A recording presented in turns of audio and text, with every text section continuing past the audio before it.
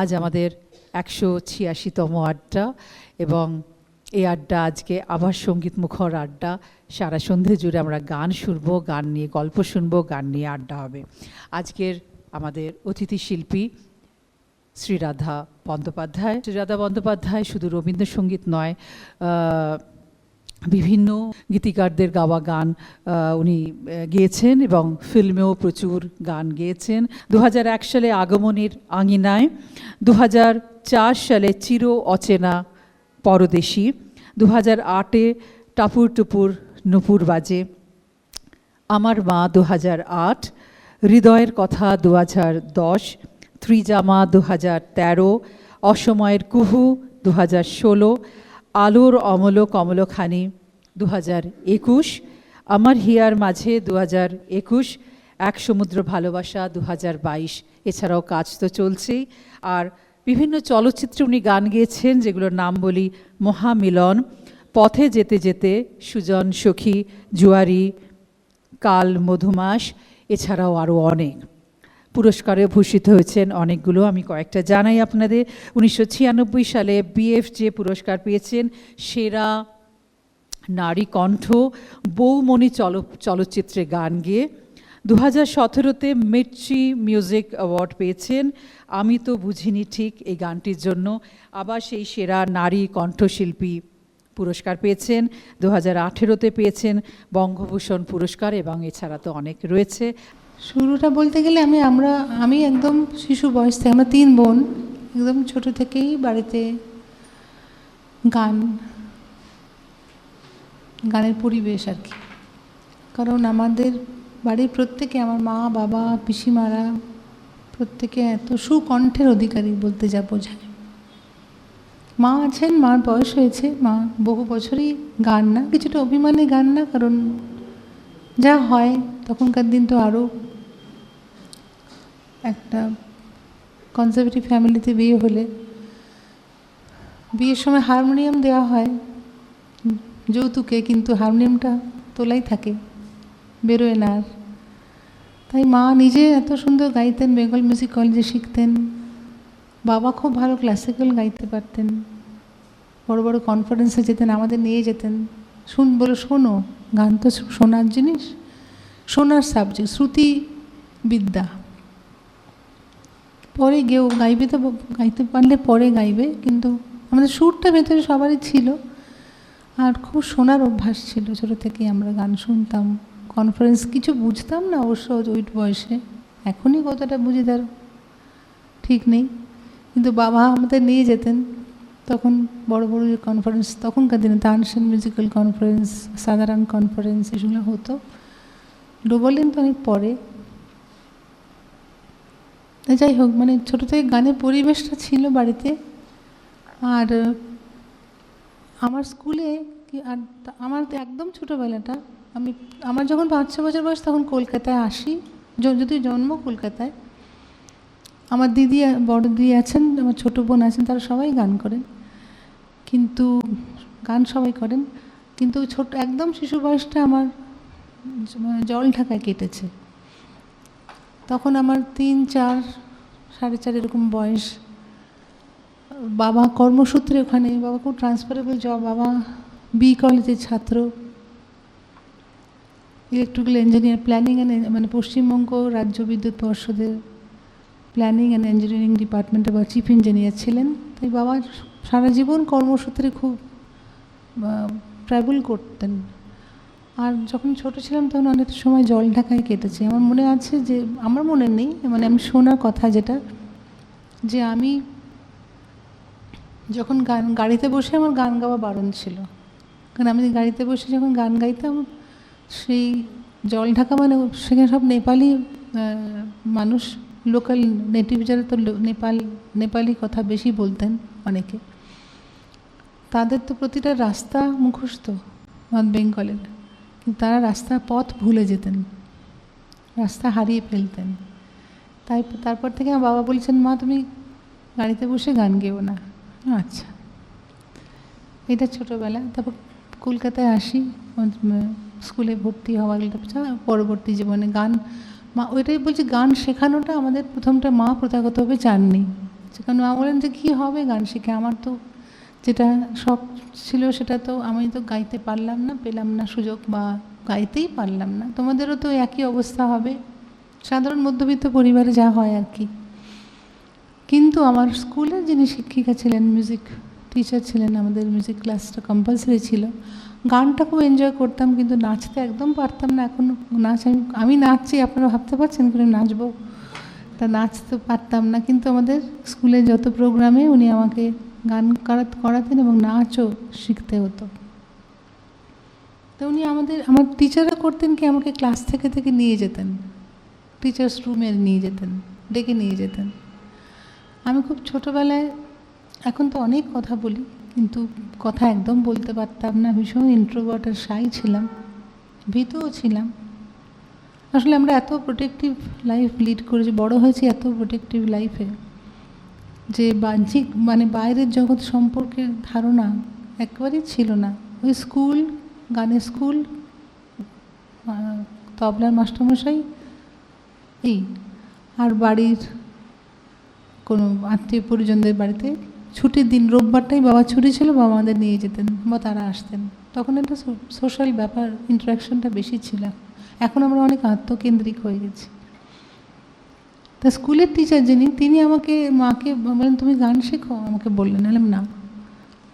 তার খুব সহজ সরল ছিলাম আমরা, ইনোসেন্ট ছিলাম। এখন ভাবি এখনকার বাচ্চারা অনেক ম্যাচিওর আমাদের থেকে। বললেন কেন শেখো না? বলে মা বলেছে শেখাবে না। তখন একদিন মাকে ডাকলেন, বাবাকে ডাকলেন, বলে কেন শেখাবেন না? তখন মা তার দুঃখের কথা বললেন, না আপনি কি কখনো এটা কি গ্যারান্টি দিয়ে বলতে পারেন যে আপনার মেয়ে কখনো কোনো দিন শিল্পী হবে না? তখন মা চুপ করে গেলেন। তিনি আমাকে অল ইন্ডিয়া রেডিওতে নিয়ে যান শিশু মহলে গান গাওয়ার জন্য, স্কুলের টিচার। সেই থেকে তখন আস্তে আস্তে মা বাবা রিয়েলাইজ করেন যে একটু গান শেখানো দরকার প্রথাগতভাবে। তারকে বাড়িতে বোনেরা গাইতাম, যেরকম হয় আন্তাক্ষরী খেলতাম, আর খুব রেডিও শুনতাম। তখনকার দিনে গান শেখার মাধ্যম আমাদের রেডিও ছিল। আর অপেক্ষা করে থাকতাম সারা বছর পুজোর সময় কি গান বেরোবে। আমাদের রাসবিহারীতে যে মেলোডি দোকানটা, তখন তো রমরম করছে, তখন ডিস্ক সেই সব শুনতাম। আমাদের সব প্রিয় যারা পূর্বসূরি, যারা গান করে গেছেন, তাদের গান শোনা।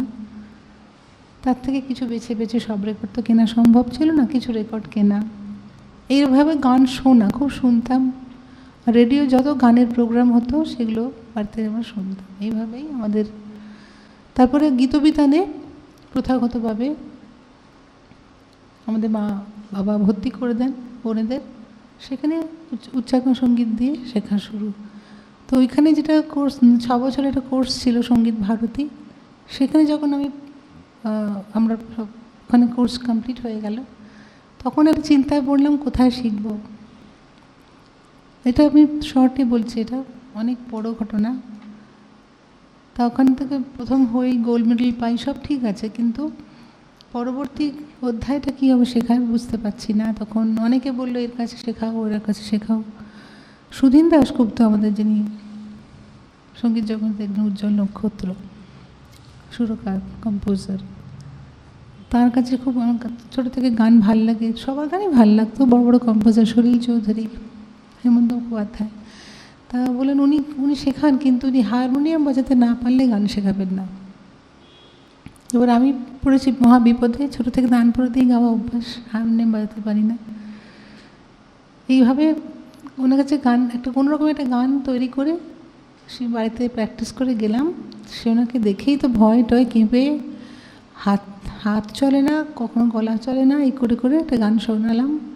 উনি বলেন তুমি তো ভালোই গাইলে, কিন্তু তোমার বয়সী মেয়ে তো অনেক স্মার্ট হওয়ার কথা, তো তুমি নার্ভাস কেন? বলে আপনি যে শুনেছি আপনি হারমোনিয়াম বাজাতে না পারলে গান শেখান না। মানে আমি যেটা শুনতাম সেটাই বলে দিতাম আর কি। হাসতে শুরু করলেন, করে উনি বললেন না তুমি, খুব পছন্দ করতেন আমাকে। কিন্তু সেদিন উনি থাকলেন না, আনটাইমলি চলে গেলেন। তারপরে পরবর্তীকালে পণ্ডিত সুকুমার মিত্র, পণ্ডিত জটিলেশ্বর মুখোপাধ্যায় এদের কাছে শেখা, সুভাষ চৌধুরী, রবীন্দ্রসঙ্গীত, আস্তে আস্তে এইভাবে শুরু হলো। দীর্ঘদিন জটিলদার কাছে, সুকুমারদার কাছে শিখেছি, যতদিন ওরা বেঁচে ছিলেন ওনাদের কাছে শিখে গেছি, চেষ্টা করেছি, কিন্তু যা হয় সব কিছু তো শেখারও তো শেষ নেই কোনো। আর সঙ্গীত তো একটা জীবনের শেষ করা যায়ও না, কত জীবন লাগে কে জানে। তা আপনার বলছেন আমি একটা গান একটু গাই, রবীন্দ্রনাথের গান, রবীন্দ্রসঙ্গীত। আমি তোমার সঙ্গে বেঁধেছি আমার প্রাণ, সুরের বাঁধনে তুমি জানো না আমি তোমারে পেয়েছি অজানা সাধনে, আমি তোমার সঙ্গে বেঁধেছি আমার প্রাণ, সুরের বাঁধনে।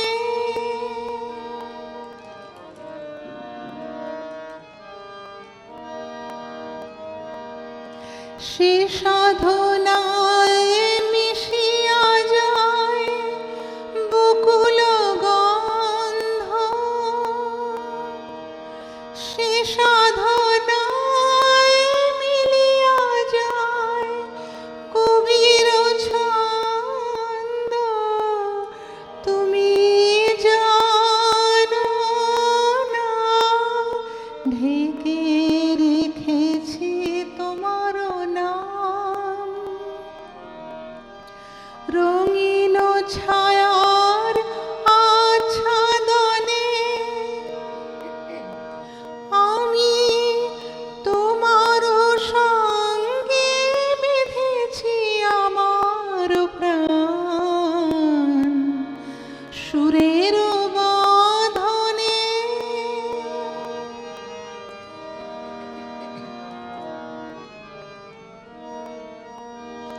তোমার অরূপ মূর্তি খানি ফাল্গুনের আলোতে বসাই আনি, অরূপ মূর্তি খানি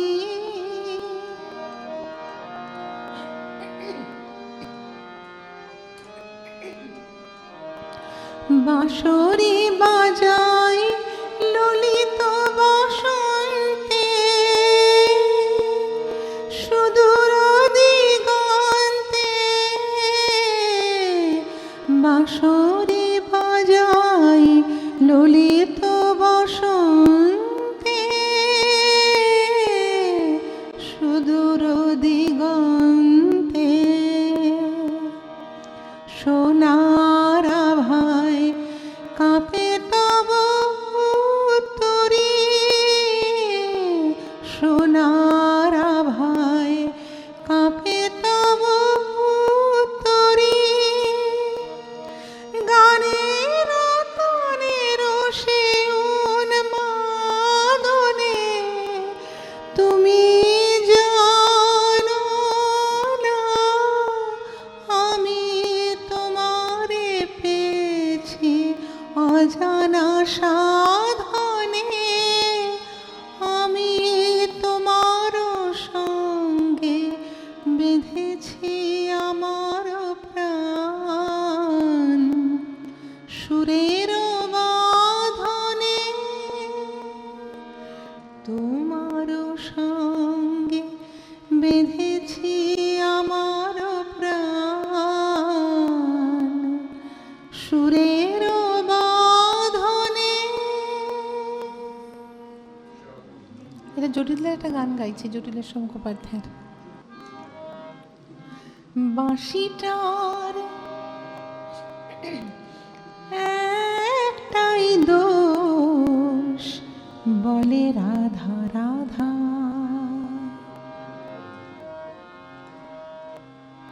সুরবনী হারমোনিয়াম, এটা মধুসন্ধ্যা, কি সুন্দর আওয়াজটা।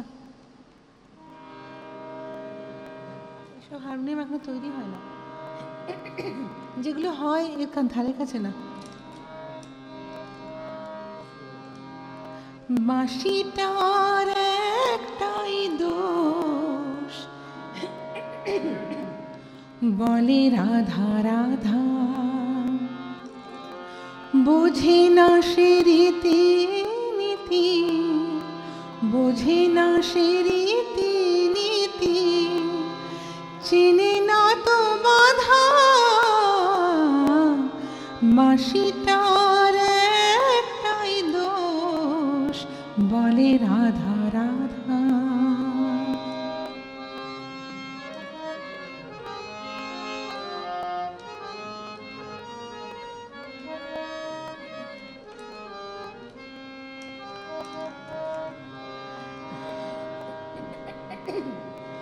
রাধা মানে ভালোবাসা, রাধা মানে প্রাণ, রাধা মানে ভালোবাসা, রাধা মানে প্রাণ, এ কথাই বাঁশি জানে, তাই অভিমান।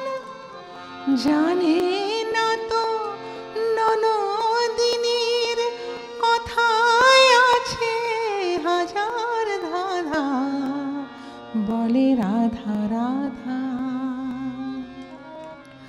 বাঁশিটার একটাই দোষ, বলে রাধা রাধা।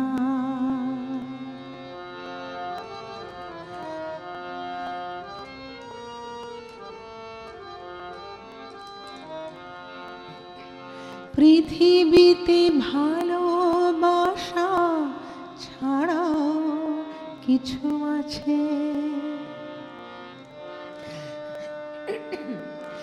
এ কথাই আজও জানা সবুজ বাঁশির কাছে। পৃথিবীতে ভালোবাসা ছাড়াও কিছু আছে, এ কথাই আজও জানা অবুঝ বাঁশির কাছে। বিদ্বেষ হানাহানি সুর এ বাঁশিতে নেই, মন গড়া পথ বন্ধুর এ বাঁশিতে নেই। এখন সুখের মিছিলে তাই শুধুই শুনি বাঁশির কাঁদা, বলে রাধা রাধা। বাঁশিটার একটাই দোষ, বলে রাধা রাধা।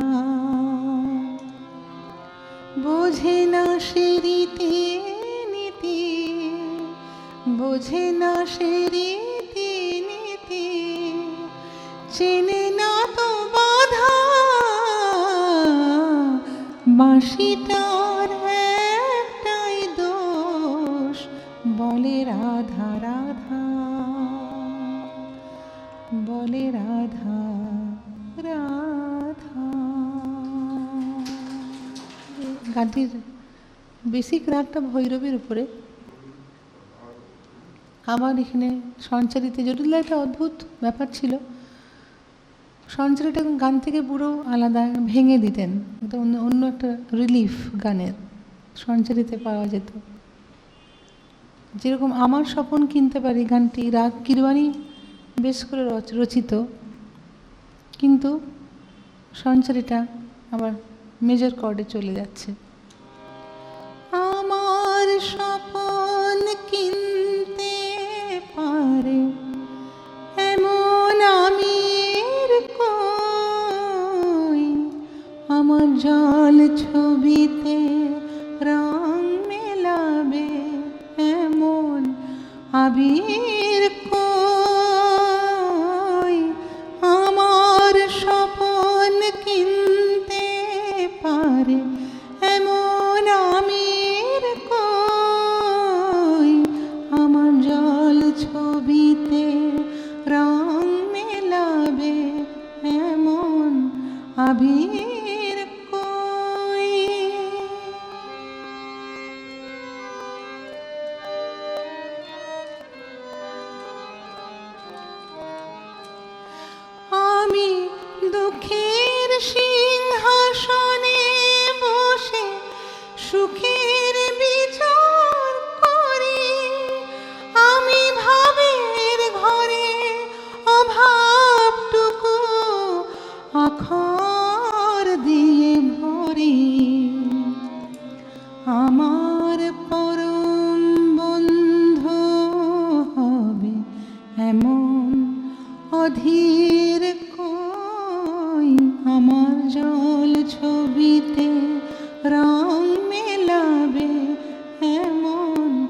আবির কই।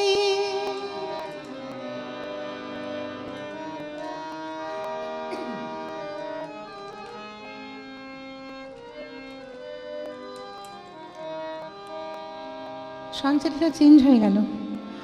আমি অসীম ধনে ধনী, দরিদ্রকে বলে আমায় জাগরণের ঘুমে আছি, বিনিদ্রকে বলে আমায় আমি অসীম ধনে ধনী, দরিদ্রকে বলে আমায় জাগরণের ঘুমে আছি, বিনিদ্রকে বলে আমায়।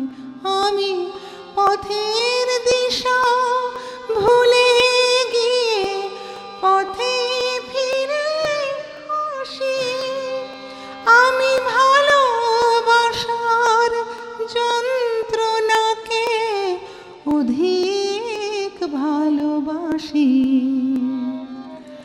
আমায় ধরে বেঁধে রাখে এমন সিনির কই, আমার জল ছবিতে রং মেলাবে এমন আবির কই, আমার স্বপন কিনতে পারে এমন আমির কই, আমার জল ছবিতে রং মেলাবে এমন আবির কই। শ্রেষ্ঠ, ওয়ান অফ দ্য বেস্ট তো বটেই, কারণ আমি আমার নিজের দিক থেকে মনে করি শ্রেষ্ঠ কথাটা আমি কারোর পার্টিকুলারলি কোনো মানুষকে এই জন্যই বলতে পারি না, কারণ আমি যদি উনি যেরকম একজন শ্রেষ্ঠ, তিনি মদন মোহন একজন শ্রেষ্ঠ। কার? না না, মূল্যায়ন হয়নি এটা বলাটা ঠিক না, এইটা আমার মনে হয় না ঠিক। আমি ঠিক, এটা আমার ব্যক্তিগত কথা। ওনাকে তো সর্বজন বিদিত এবং সবাই ওনার গান পাগলের মতো ভালোবাসে এবং গান গাওয়া, ওনার গান গাওয়া খুব মুশকিল। বরং মদন মোহনজির যার কম্পোজ করেছেন সেইটাকে, সেই গান লোকে কজন বুঝতে পেরেছেন সেই সময়টা উনি জীবিতাবস্থায়, পুরস্কারটা হয়তো বড় কথা নয়, মানুষের ভালোবাসা বা মানুষের কাছে গ্রহণযোগ্যতাই সব থেকে বড় কথা। কিন্তু মদন মোহনজি জীবিতাবস্থায় কিন্তু কিছু পাননি সে অর্থে, তার জীবদ্দশা। তো ওনার কম্পোজিশনগুলো গাইতে গেলে তখন মনে হয় যে কী করে তৈরি করা হয়েছিল। অজস্র গান আছে, একটা গান আমি একটু একটু করে গাইছি, কারণ পুরো গান গাইলে সারা রাত কেটে যাবে। অজস্র গান।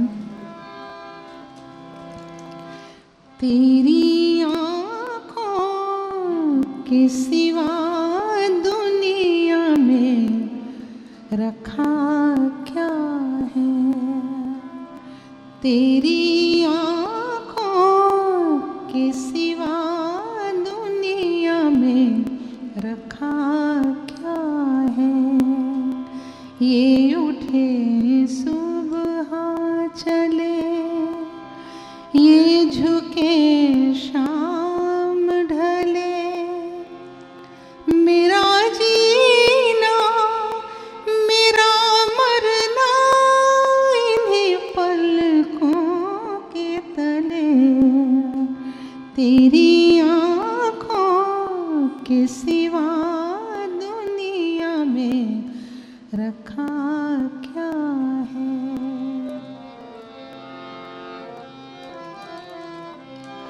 ये हो कहीं इनका साया मेरे दिल से जाता नहीं,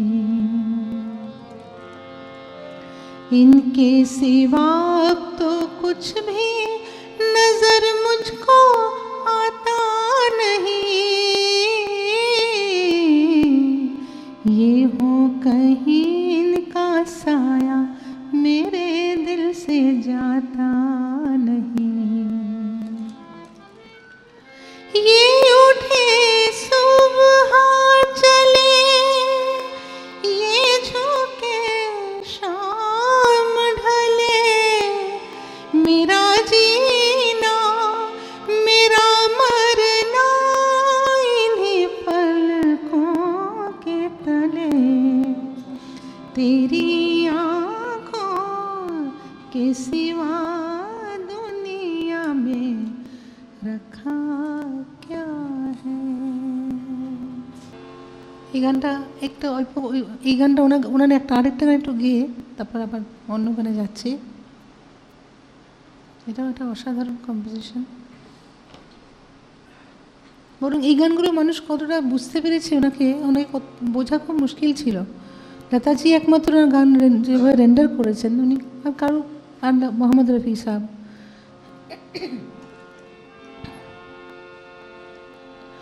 रुके रुके से कदम रुके बार बार चले,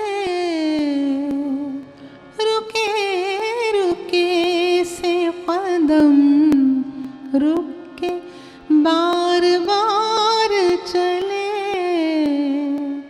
करार दे के तेरे दर से बेकरार चले, रुके रुके से कदम।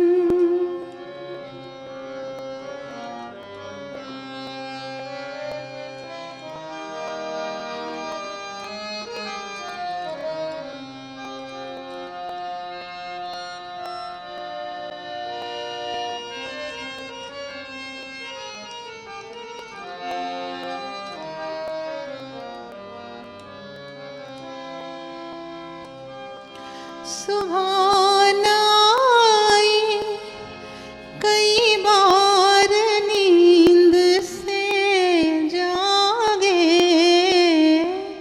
सुबह आई कई बार नींद से जागे, थी एक रात की ये जिंदगी गुजार चले, थी एक रात की ये जिंदगी गुजार चले, करार दे के तेरे दर से बेकरार चले,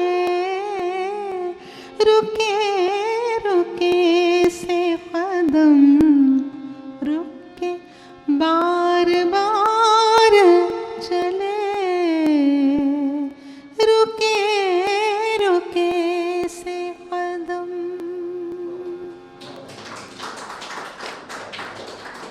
এবার সলিল চৌধুরীর কথায় আসছি।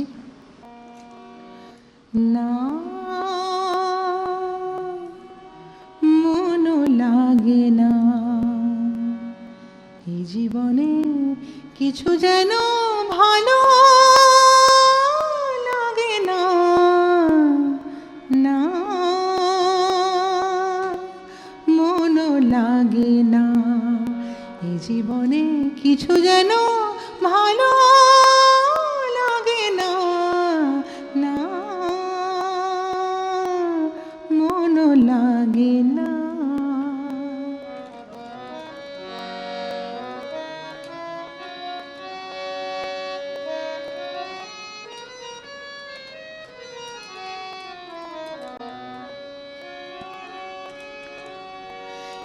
নদীর দুই কিনারে দুই তরণী, যতই না বাই নোঙর বাঁধা কাছে যেতে তাই পারিনি।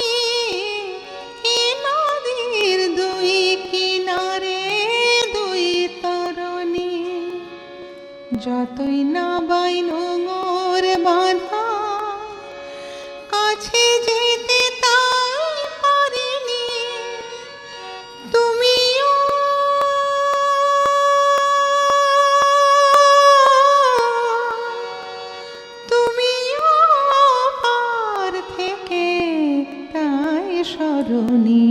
না,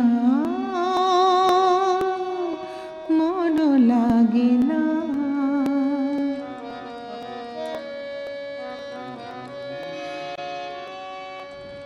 না, মন লাগে না, না, মন লাগে না। চোখে চোখে যে কাঁদা ভালো লাগে না, না। আমি যে শ্রান্ত আজি শক্তি উধার, কি হবে আর মিছে মিছে বেবে মিছে না। আমি যে শ্রান্ত আজি শক্তি উধার, কি হবে আর মিছে মিছে বেবে মিছে না। তুমিও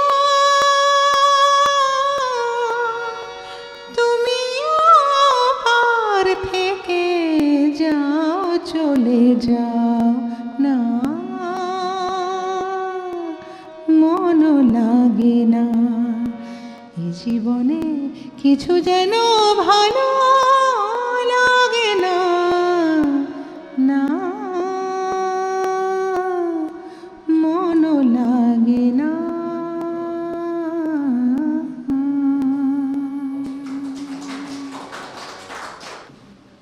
কল্যাণদার জীবনের অনেক ভালো ভালো কম্পোজ করেছেন কল্যাণ সেন বরাট। আপনারা সবাই জানেন ক্যালকাটা কোয়ার ওনার কত বছর ধরে চলছে। এত স্পিরিট ওনার মধ্যে, এত লাইফ। আমার জন্য অনেক গান উনি রেকর্ড করেছেন, মানে সুর করেছেন, আমি রেকর্ড করেছি। পুজোর গান, তারপরে শুধু HMVর পুজোর গান, এবং তাছাড়া অন্যান্য কোম্পানি আছে, এবং ওনার রেডিওতে যে পুজোর গান রেকর্ড হয় সেসবও গান ওনার ওনার সঙ্গে অনেক কাজ করেছি, এখনও করি। ওনার স্টুডিও, নিজস্ব স্টুডিওতে হয় সেটা। এই গানটা উনি বেশ অনেক বছরই হয়ে গেল। তরুণ সিংহ খুব ভালো একজন গীতিকার আমাদের এই প্রজন্মের, তার লেখা।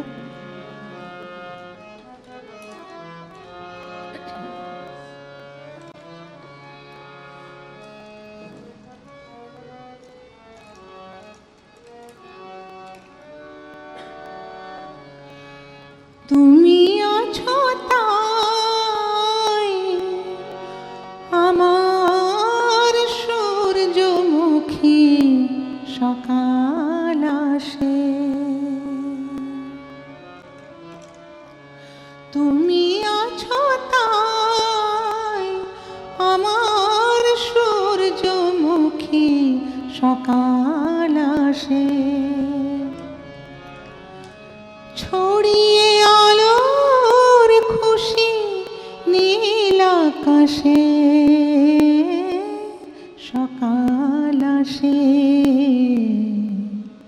আসে সকাল আসে। তুমি আছো তাই আমার সূর্যমুখী সকাল আসে।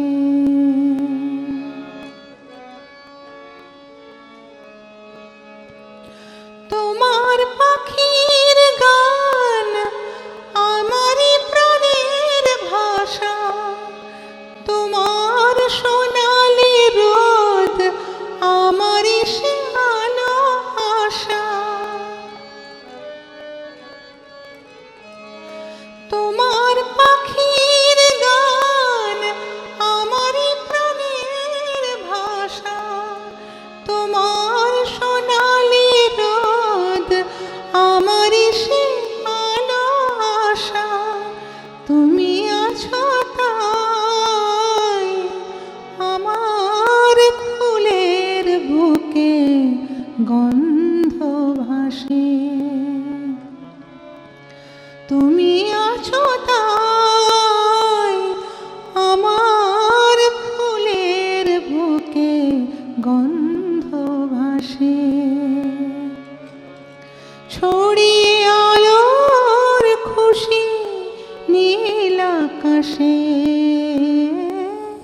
সকাল আসে আসে সকাল আসে।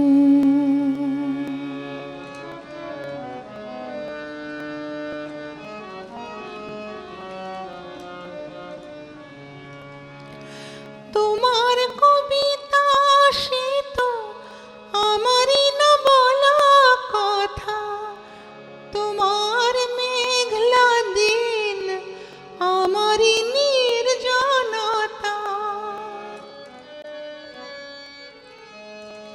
তোমার কবিতা সে তো আমারই না বলা কথা, তোমার মেঘলা দিন আমারই নির্জনতা, তুমি আছো তাই আনন্দ খুঁজে পাই ব্যথার পাশে,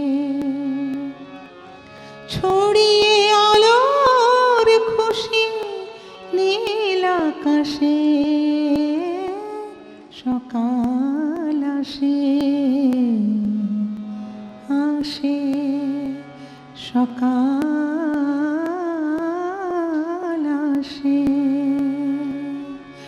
তুমি আছো তাই আমার সূর্যমুখী সকাল আসে। বললে আরেকটা গান একটুখানি গাইছি।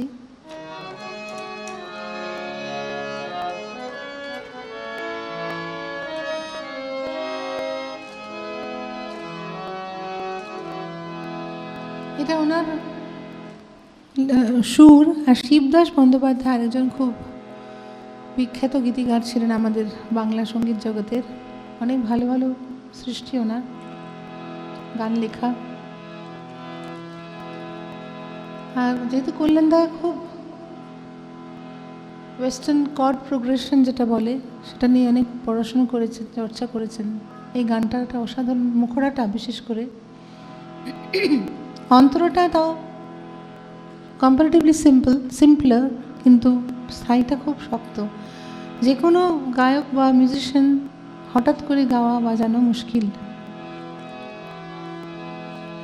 এত ঘুম চোখে তবু জেগে আছি,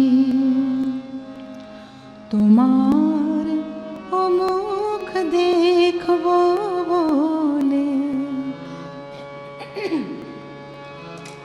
দু চোখের পাতা এক হয়ে যেত কখন তা না হলে, এত ঘুম চোখে তবু জেগে আছি, তোমার মুখ দেখব বলে, দু চোখের পাতা এক হয়ে যেত কখন তা না হলে।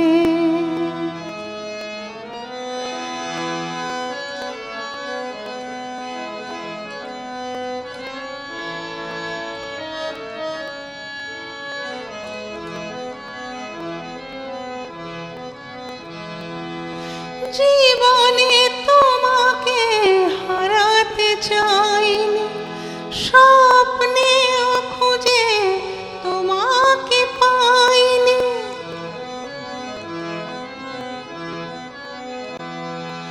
জীবনে তোমাকে হারাতে চাইনি, স্বপ্নেও খুঁজে তোমাকে পাইনি, কি করে আবার দেখা পাবো আমি, চলে গেছো কথা না বলে, এত ঘুম চোখে তবু জেগে আছি, তোমার মুখ দেখব বলে, দু চোখের পাতা এক হয়ে যেত কখন তা না হলে।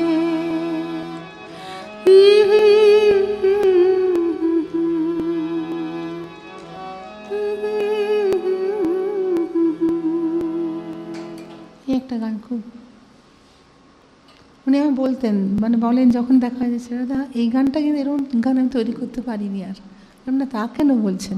এটা একটা অদ্ভুত, একটা সময় বেরিয়ে যায় একটা মানুষের স্মৃতি থেকে, অন্তর থেকে। হাজরিকার সঙ্গে ওনার সুরে গান গাওয়ার আমার সৌভাগ্য হয়েছিল। হেমন্ত মুখোপাধ্যায়ের একটা গান একটুখানি গাই। উনি আমার একদম সঙ্গীত জীবনের প্রথম দিকটা, তখন সবে আমি এইচএমবির পুজোর গানের অডিশন দিতে হতো তখন আমাদের। এখন যেরকম যার ইচ্ছে রেকর্ড করতে পারে, বা তার যদি সঙ্গতি থাকে বা মনে হয় গাইতে চাই, সে রেকর্ড করতেই পারে। কিন্তু তখন আমার সময় খুব কঠিন ছিল। আমি তখন আমাদের এইচএমবি যিনি কর্ণধার ছিলেন আমাদের আর্টিস্ট অ্যান্ড রিপোর্টার সেকশনে, সেখানে একজন ভদ্রলোক ইংরেজ ছিলেন। তিনি বাংলা গান কী বুঝেছিলেন জানি না, আমি তো বাংলা গান রেকর্ড করে পাঠিয়েছিলাম, কিন্তু কোয়ালিফাই করেছিলেন আমাকে। তারপরে হেমন্তদা এই গানটা আমার জন্য তৈরি করেন। হেমন্ত তখন ঠিক, এটা বলছি আমি আপনার 1988 এই সময়কার কথা। এত সিম্পলিসিটি একটা গানের মধ্যে থাকে ওনার, সেটাই ওনার সাফল্যের চাবিকাঠি বলে আমার মনে হয়, যে সব মানুষের হৃদয় স্পর্শ করা। গানটা যদি মানুষ গাইতে না পারে, নিজে গাইতে না পারে, যখন একটা গান কোনো মানুষ তার সঙ্গে অ্যাসোসিয়েট করতে পারে, রিলেট করতে পারে, তখন সেই গানটা হিট করেই।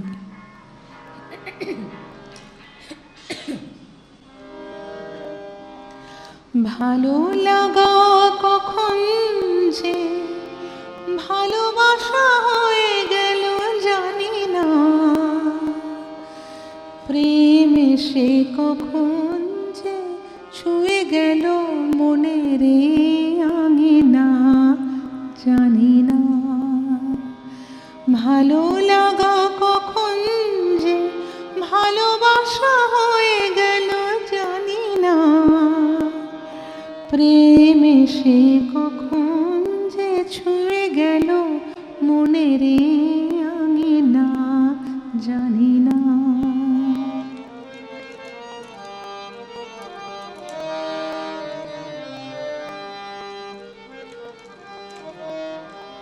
কথা যে হয়ে গেল রূপ কথা, ছোঁয়া পেয়ে হৃদয়ের আকুলতা। কথা যে হয়ে গেল রূপ কথা, ছোঁয়া পেয়ে হৃদয়ের আকুলতা। চুপি চুপি দোলা দেয় ফাল্গুনি মলয় আসে দক্ষিণা, প্রেম এসে কখন যে ছুঁয়ে গেল মনের আঙিনা জানি না। ভালো লাগা কখন যে ভালোবাসা হয়ে গেল জানি না, প্রেম এসে কখন যে ছুঁয়ে গেল মনের এই আঙিনা জানি না। প্রেম একবারই এসেছিল নীরবে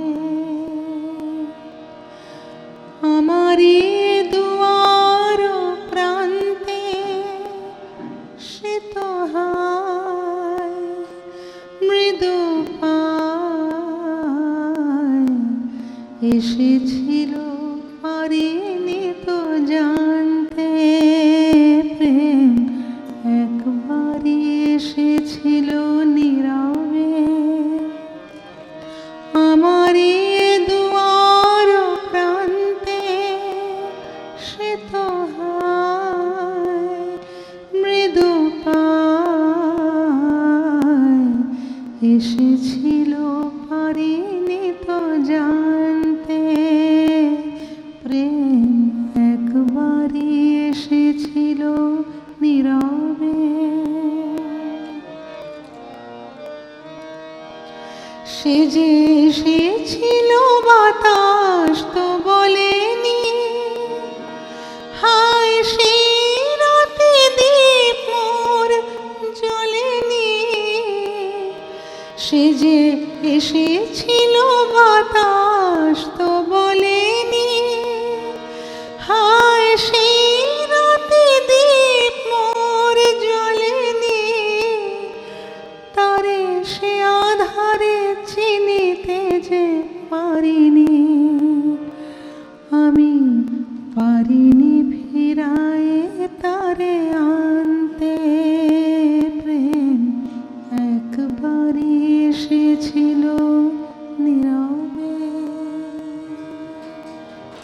প্রতিদিন প্রোগ্রামে তো এই গানগুলো গাইবার কোনো অবকাশই নেই, সুতরাং যা হয় অনভ্যাস থাকে একটা শোনা গান, জানা গান, কিন্তু প্রতিদিন গাওয়া, রেওয়াজের মধ্যে রাখা যে গানগুলো থাকে সেগুলো গাওয়া, আর যেগুলো অল্প গাওয়া হয় তার মধ্যে অনেকটাই রেন্ডারিংয়ের তারতম্য থাকে।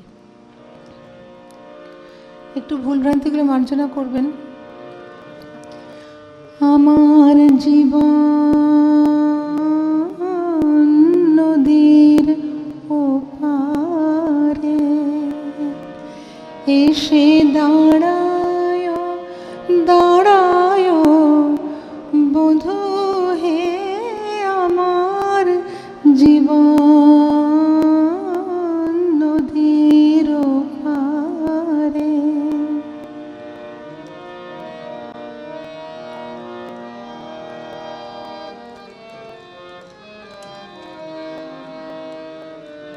সুরটা কি মনে আছে? আমার জীবন নদীর পারে এসে দাঁড়ায় দাঁড়ায় বধূ হে আমার জীবন নদীর পারে। আমি তরিটি বাহিয়া আসব, তুমি চরণ খানি বাড়ায় হে জীবন নদীর পারে।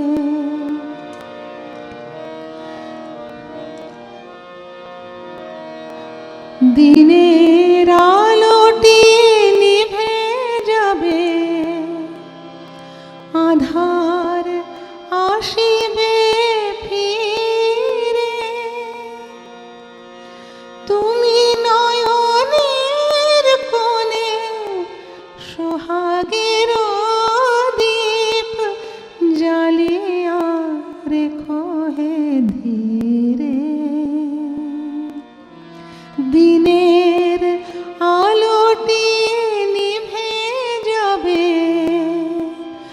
আধার আসিবে ফিরে, তুমি নয়নের কোণে সোহাগের দীপ জ্বালিয়া রেখো হে ধীরে।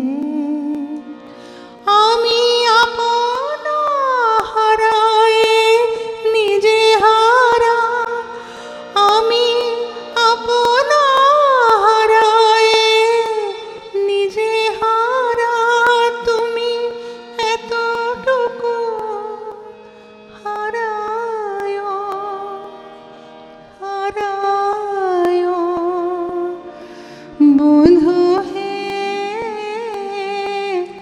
জীবন নদীর পারে এসে দাঁড়ায় দাঁড়ায় বন্ধু হে আমার জীবন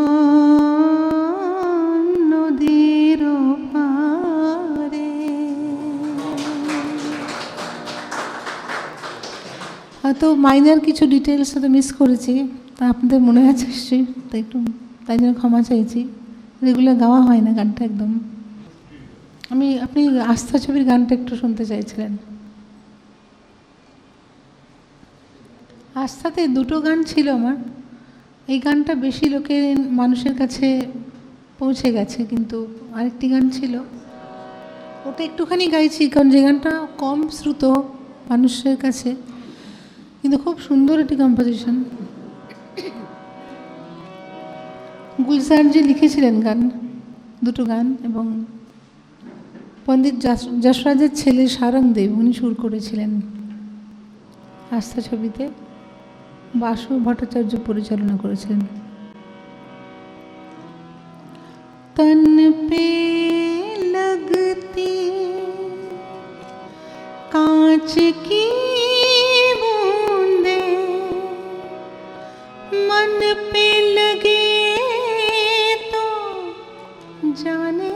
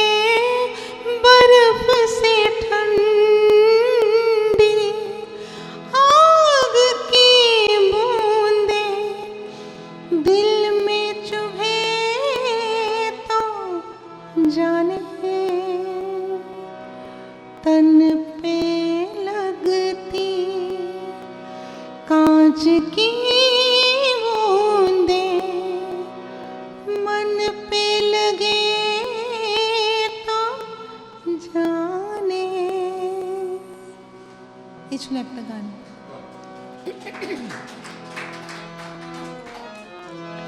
लबों से चूम लो, आँखों से थाम लो मुझको, तुम्ही से जन्मो तो शायद मुझे पनाह मिले, तुम्ही से जन्मो तो शायद मुझे पनाह मिले, लबों से चूम लो, आँखों से थाम लो मुझको,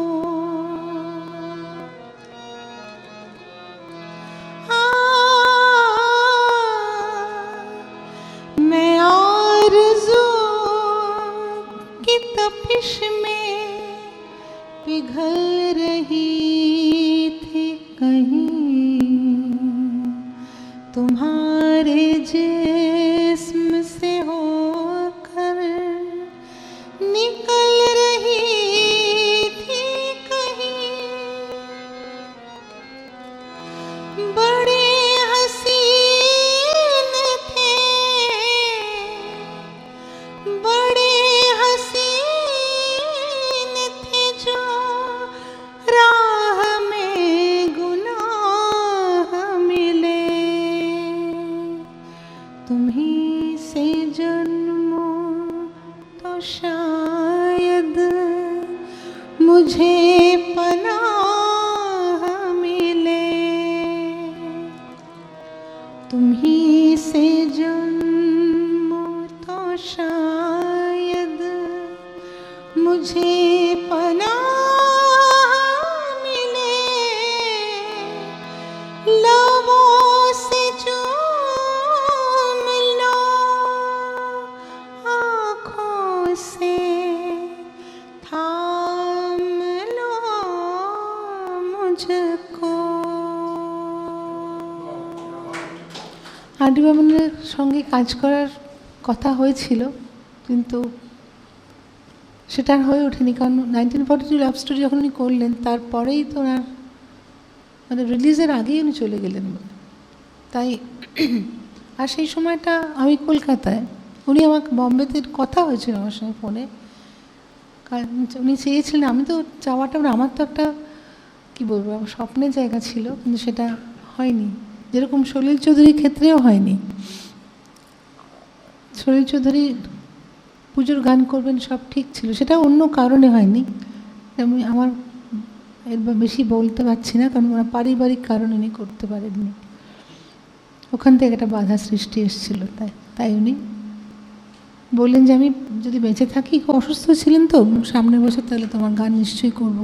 কারণ এইটা একটা অদ্ভুত ঘটনা শুনেছিলাম, আমার যখন পুজোর গান কিছু তখন ক্যাসেটের ফর্ম, আমি যখন গান করতে আসি তখন রেকর্ডের যুগ প্রায় শেষ, আমার ছবির গান যেরকম ভালোবাসা ছাড়া আছে কি সেগুলো রেকর্ডে বেরিয়েছিল, ডিস্ক লং প্লে, কিন্তু তারপরে ডিস্ক বন্ধ হয়ে গেল, ক্যাসেটের যুগ শুরু হলো। আমি অবাক হয়েছিলাম যে উনি আমার ক্যাসেট সংগ্রহ করে পিয়ানোতে সেই গানটা বাজাতেন,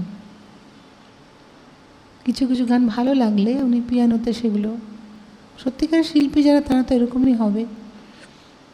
আমি ওনার স্টুডিওতে একবারই গেছিলাম, সাউন্ড অ্যান্ড সাউন্ড বেহালাতে, অন্য রেকর্ডিংয়ে, উনি খবর পেয়ে এসেছিলেন, আমার সঙ্গে দেখা করেছিলেন এবং বাসু ভট্টাচার্যকে বলেছিলেন যে আমি ওর গানে সুর করব, পুজোর গানে, কিন্তু আমারই দুর্ভাগ্য বলবো যে সেইটা হলো না। আসলে কারণটা অন্য কারণ, তাই সেটা আর বিশদ হয়ে যাচ্ছি না।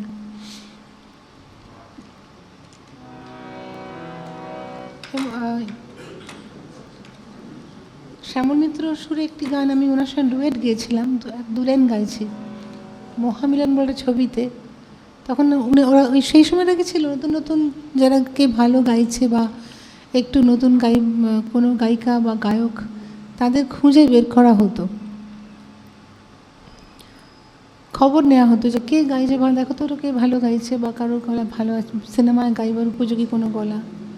সেইভাবে উনি আমাকে পুলক বন্দ্যোপাধ্যায় যোগাযোগ করেন, গীতিকার। উনি উনি আমার অনেক গানের কথা লিখেছেন, অনেক গানের কথা আছে আমার গানের। তা সেই জন্যে শ্যামল মিত্র আমাকে ডাকলেন। ওনার সাউথ ক্যালকাটা যে পেডারবর্ন না কি স্ট্রিট বলো ওটাকে, কি স্ট্রিট, তখন ওইখানে থাকতেন। তাই মা আর আমি, আমার মা নিয়ে গেলেন আমাকে। তা এই গানটা উনি বললেন আমার সঙ্গে তোমাকে গাইতে হবে। আমি তো তখন ভাবছি ওনার সঙ্গে ডুয়েট গাইবো, কল্পনা করতে পারছি না। টেকনিশিয়ান স্টুডিও রেকর্ডিং হয়েছে তখন টালিগঞ্জে, নামকরা স্টুডিও টেকনিশিয়ানস। সেটা এখন তো অন্য, তার রূপটা আলাদা হয়ে গেছে, তখন এরকম ছিল না, খুব সাদামাটা ছিল। আর যখন গাইতে আসি আমি, তখন আমাদের যেটা ছিল একসঙ্গে পুরো গানটা, মানে ভোকাল অ্যান্ড ইনস্ট্রুমেন্টটা, মানে আমি আর আমার মিউজিশিয়ান যারা আছেন এতে, আমি আমার মিউজিশিয়ান বলছি না, মানে ওই ছবিতে যে মিউজিশিয়ানরা বাজাবেন গানের সঙ্গে একসঙ্গে গাইতে হতো। তারপরে একটা যদি কারোর ভুল হয় আমাদের, পুরো গানটা প্রথম থেকে আবার টেক করতে হতো, রেকর্ড করতে হতো। এখন যেরকম একটা লাইন, এখনকার কথার সাথে তুলনা করে লাভ নেই। এখন যেটা শুনলাম, আমার একজন রেকর্ডিস্ট বন্ধু, সব ভাইরা আছে অনেকেই, যে যার প্রত্যেকেরই বাড়িতে স্টুডিও, বলে এখন যদি তোমার গাইতে কিছুই করতে হবে না, তুমি যদি বলো একটা কমান্ড দিয়ে দাও যে আমি এই মুডের একটা গান চাই, এই আইকে তুমি বলে দাও, ঠিক 3 থেকে 4 মিনিটের মধ্যে গানটা লিখে সুর করে অ্যারেঞ্জমেন্ট করে তোমায় পাঠিয়ে দেবে। আমি হয়তো খুব রোম্যান্টিক গান তৈরি করতে চেষ্টা করছি, আবার খুব দুঃখের গান, স্যাড সং চেষ্টা করছি। খালি আমি বললাম আমার থিমটা স্যাড সং বা একটা ব্রাইট খুব চেয়ারফুল সং, একদম পুরো গানটা রেডি করে পাঠিয়ে দিচ্ছে। সুতরাং ধরুন যারা শিখে এসছে গানের জগতে, যে মিউজিশিয়ানসরা, তারা হয়তো ওইটাকে যদি চান ব্যবহার করতে, তাহলে ওটার সঙ্গে নিজের ক্রিয়েটিভিটি অ্যাড করে রেকর্ড করলেন। কিন্তু যারা কিছুই জানে না, মিউজিক সম্পর্কে ধারণাই নেই কোনো, তারা ওইটাকেই কিন্তু কাট কপি পেস্ট হয়ে যাচ্ছে। এটা অনেক যুগের সঙ্গে তাল মিলিয়ে চলতে মানুষকে হবে, ঠিক জানি সেটা, কিন্তু এটাও আবার মেনে নেওয়া একটু মুশকিল। মনে রেখো আমি আছি, আমি চিরদিন থাকব, তোমার স্বপ্ন নিয়ে তুলি ভরা রং দিয়ে আমি শুধু ছবি আঁকব, আঁকব, আঁকব। মনে রেখো আমি আছি, আমি চিরদিন থাকব। এই গানটা ছিল শ্যামল মিত্র আমার ডুয়েট। ছবিতে পর্দায় রঞ্জিত মল্লিক আর সুমিত্রা মুখোপাধ্যায় ছিলেন, মহামিলন বলে দীনেন গুপ্তর ছবি। যেহেতু গানটা একদম মেল ফিমেল করে করে যাচ্ছে, মানে এক লাইন আমি এক লাইন অন্য, তাই গানটা এইভাবে গাওয়া মুশকিল আছে। প্রতিমাদি গান গাইতে গেলে আমার ভয় লাগে। সঙ্গীত জগতে গান করা আমার তো মানে 100% পারফেকশন পিচ যদি কারোর থাকে, প্রতিমা বন্দ্যোপাধ্যায়। এই গানটির যতীন্দ্রমোহন বাগচির কথায় ছিল, লেখা ছিল, এবং সুধীন দাশগুপ্তর সঙ্গীত পরিচালনা, সুর। বাঁশ বাগানের মাথার ওপর চাঁদ উঠেছে, ওই মাগো আমার শোলক বলা কাজলা দে দে কই। বাঁশ বাগানের মাথার ওপর চাঁদ উঠেছে, ওই মাগো আমার শোলক বলা কাজলা দে দে কই। পুকুর পাড়ে লেবু তলে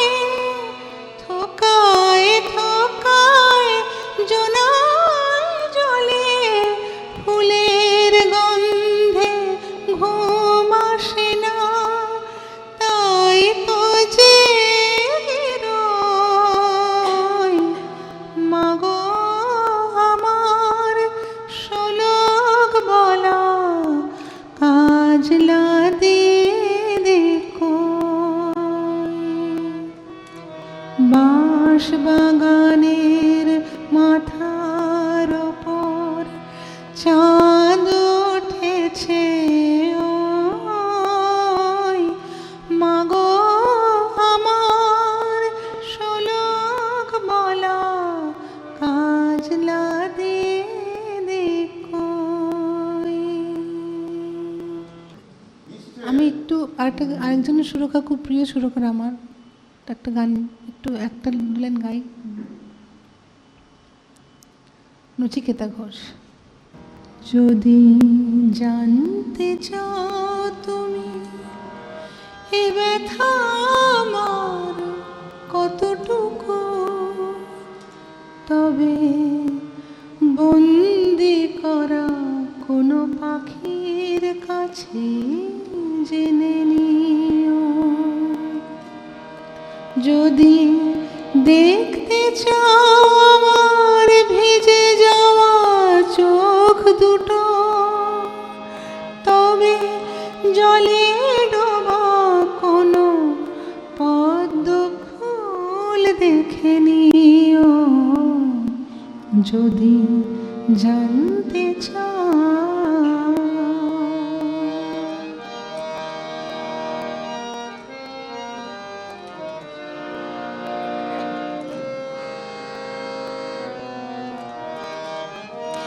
প্রশ্ন করো না আগ্নেয়গিরিকে, কেন সে ঘুমিয়ে আজ আছে। জবাব পাবে কি তার কাছে, জবাব পাবে কি তার কাছে। শুধু ডানা ভাঙা ভ্রমরকে হাতে ধরে তোলে তুমি রেখে দিও। জানতে চাও তুমি এ ব্যথা আমার কতটুকু, তবে বন্দি করা কোনো পাখির কাছে জেনে নিও।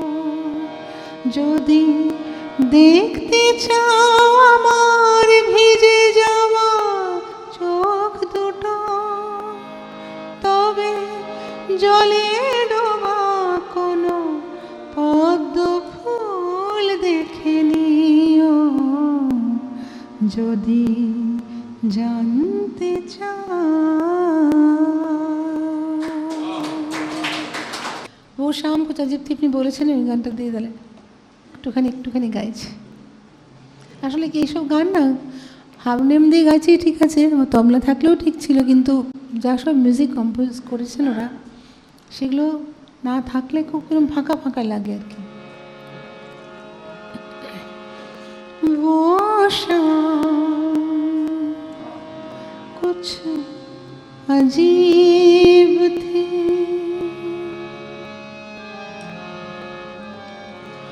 ये शाम भी अजीब है।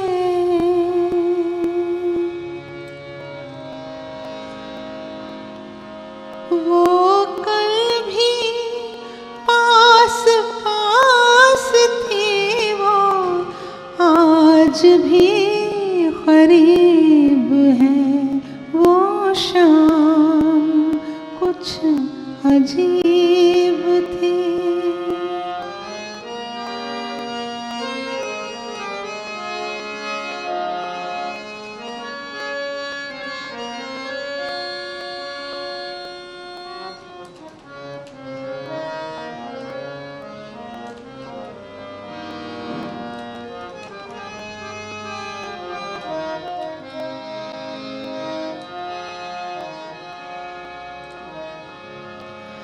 झुकी हुई निगाह में कहीं मेरा ख्याल था।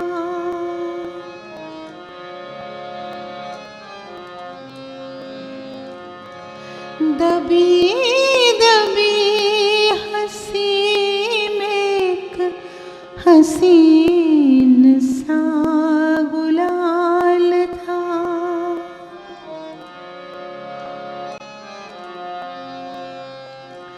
मैं सोचता था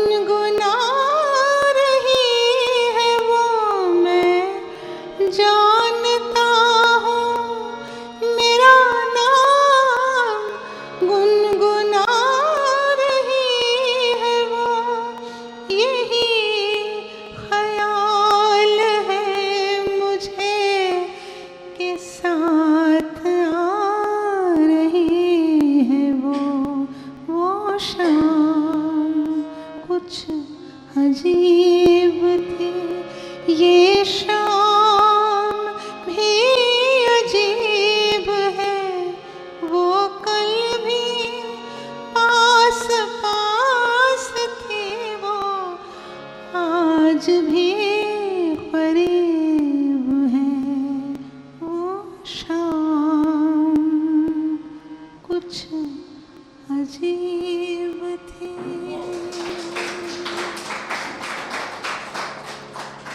যার কথা হলো কিন্তু গান হলো না, দু লাইন তার গানতেই শেষ করছিলাম। আর জীবন সত্য এটাই, নাম গুম जाएगा, चेहरा ये